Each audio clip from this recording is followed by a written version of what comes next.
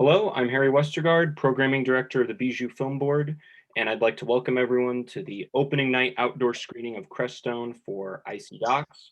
I'd like to thank Bijou and Film Scene, Iowa City's local art house cinema, for helping to make this outdoor screening possible. So this is the opening screening of ICDOCS, the Iowa City International Documentary Film Festival, which is an annual event run by students at the University of Iowa. Our mission is to engage local audiences with the exhibition of recent short films that explore the boundaries of nonfiction filmmaking.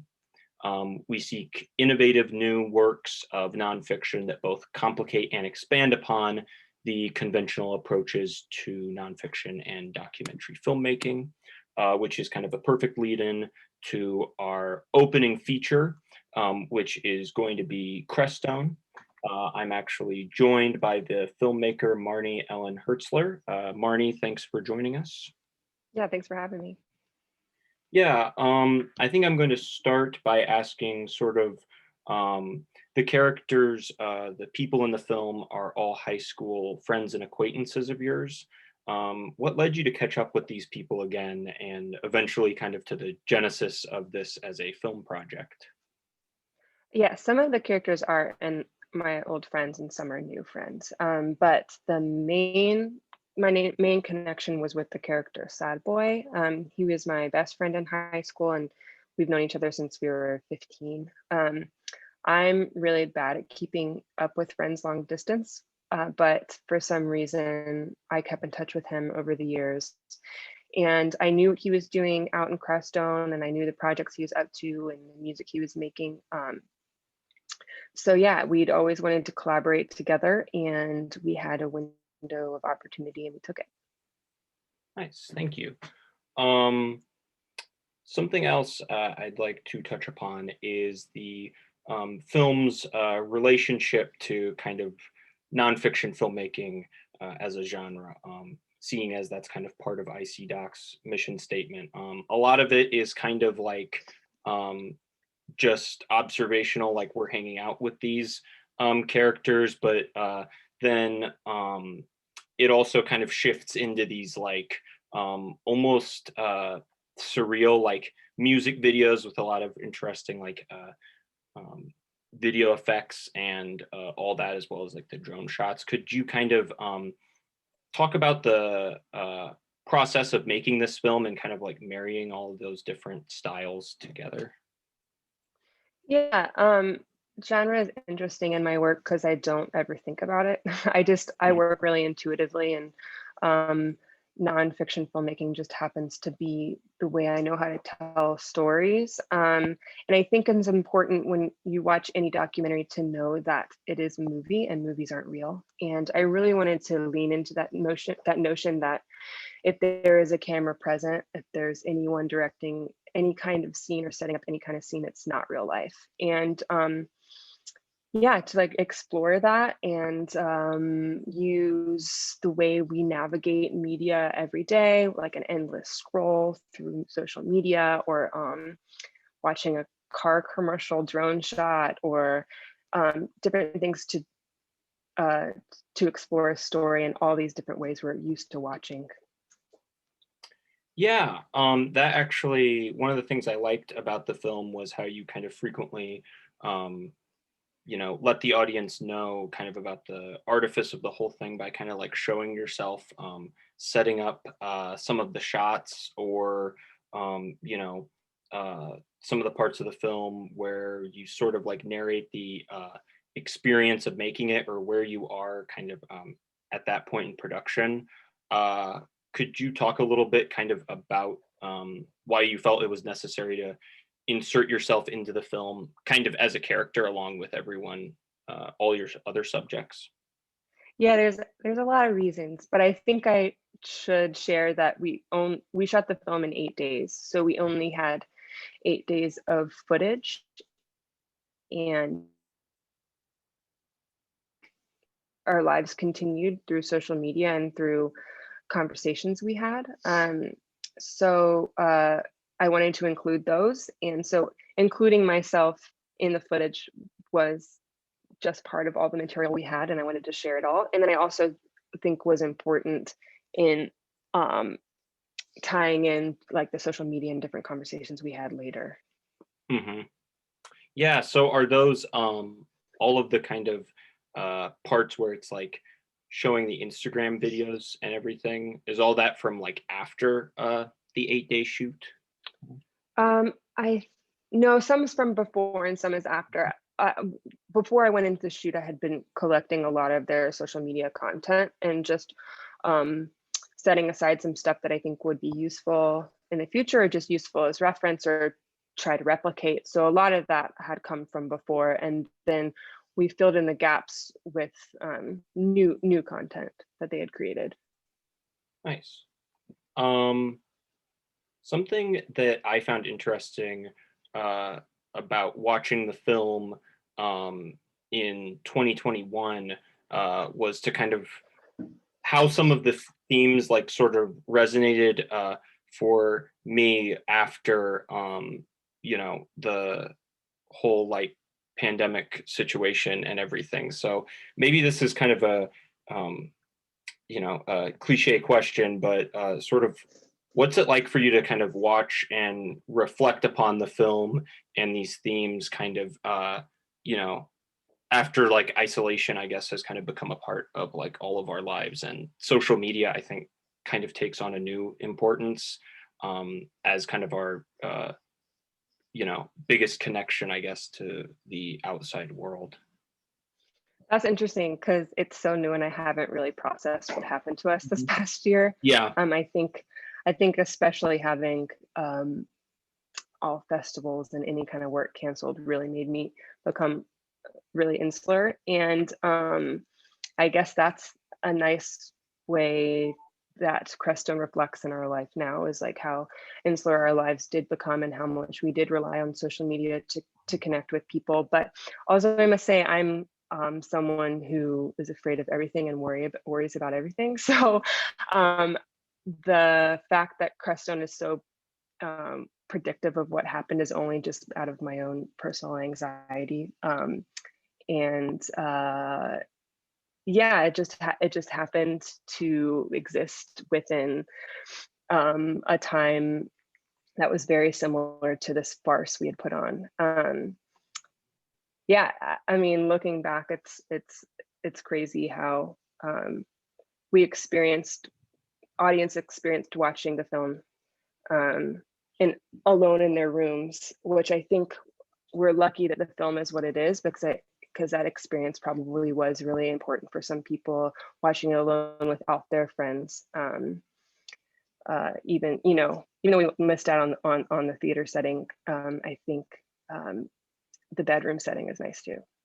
Yeah, I just think that's interesting because I know some people that saw it kind of last year at the True False Film Festival, like right before everybody kind of went into their own isolation. But yeah, I just think the contrast of watching it like in a setting like that or a setting like the outdoor screening that people are um, as people are watching it for ICDOCS right now, the contrast between kind of those communal experiences, which I also do think inform the film because it is so much about like community and friendship. But yeah, I just thought it was really interesting because almost in an indirect way, I felt like it did really kind of speak to the current moment, especially since like throughout the film, there's this kind of looming like a apocalyptic element too, kind of represented by the forest fires, but also kind of in those like narrations, you frequently kind of are talking about like the end of the world or the end of civilization, and I just found myself kind of thinking while watching it, oh, that's I feel like kind of where we are right now, and we're all kind of forced to reinvent ourselves like these characters. Definitely, we had to be many people this past year. Hmm.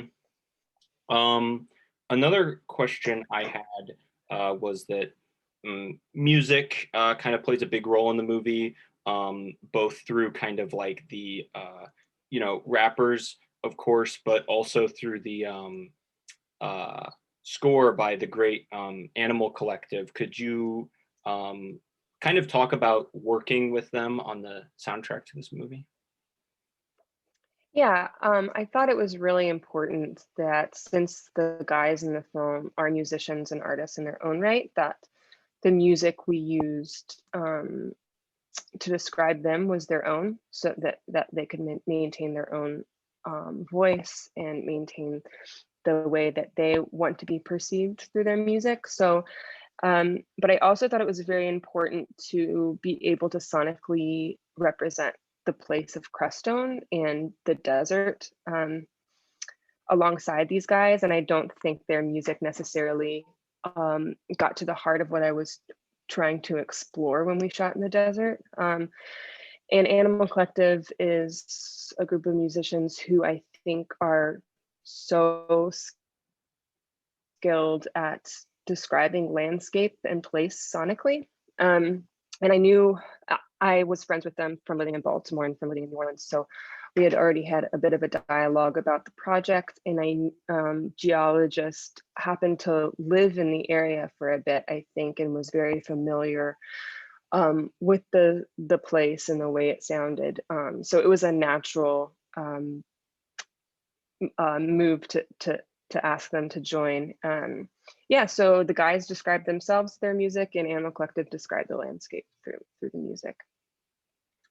Yeah, and kind of going off of that, I mentioned this earlier, but could you maybe talk about the process of making some of those like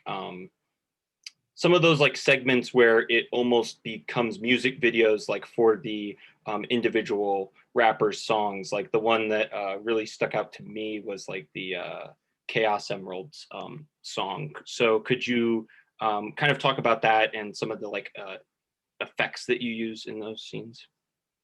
Sure. So again, we only had 8 days to shoot Crestone, so we had no idea what it was going to be. I knew at least we would come away with a couple of music videos, so that was definitely written into those days. Shooting at least 2. I wanted to do 3, but we didn't.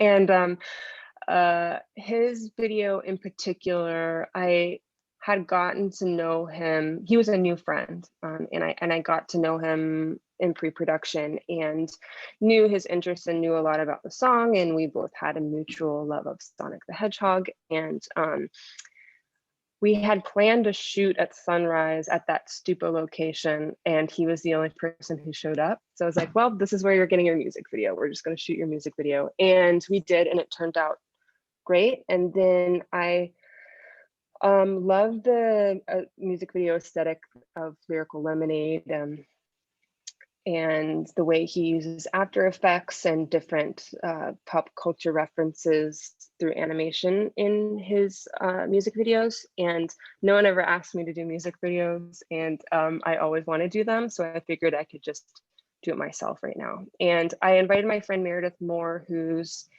a really talented animator and special effects artist. And she brought in all of the After Effects, like Keyblade and emeralds and Sonic paraphernalia. And we just made it fun. And I knew I wanted to give Ryan something really special for participating in the film, and I wanted to feel like he put in the work to make something that was his own too. So I wanted to have the music video to hand to him, and then also we ended up just incorporating it into the film because it was so much a part of the process of making the movie. Yeah. One other thing, one of my favorite parts is when that guy with the bike, the motorbike, just kind of shows up in the middle of the film. And I think that's a great moment for a lot of reasons, because I love how I think it's Sloppy gives him the bread, and it's just like, I think a really nice kind of moment where we kind of show some compassion towards the characters, kind of are showing compassion towards each other. But I also just think that guy's such an interesting character. Kind of, where did he come from, and like how did he fit into all of this? Yeah, he's definitely the MVP of the film. Mhm. I had never met him before or heard of him, but when the first day Corey, the cinematographer and co-writer, and I showed up in Crestone, we pulled up to Sloppy's house, and that exact scene was happening. Cody was showing Sloppy his bike and just the different parts. And Corey was so impressed with him and said, "We have to replicate the scene. We should just ask him to come back and we'll shoot it again." And we did, but we wrote it a little bit more into our plot, and wanted to write him more in it as a character rather than himself. And yeah, he's just a really cool dude out in Crestone. I think he made it to California. I'm not really sure. I haven't heard from him. He doesn't have a cell phone. Out of everyone, he's the one who doesn't have a cell phone. Yeah, and it was playful. It's like we had Hakeem had like bologna and some bread that he had been eating for the entire week, and I just asked him to borrow it, and we just went with what we had, and just leaned into the way Sloppy already interacts with people. He's very compassionate and generous, so it's something he probably would have done anyway if he found someone on the road. Uh, yeah, and just ran with it, and Cody's a star.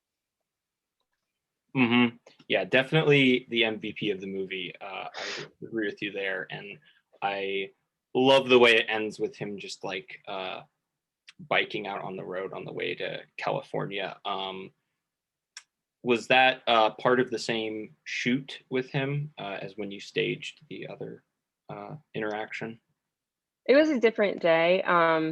I love Western films, and I love the trope of how the cowboy walks through the threshold at the beginning of the film and then exits the threshold at the end. And I kind of wanted to have him have his own cowboy exit, in a world that Crestone exists, riding off into a sunset, but actually just an inferno.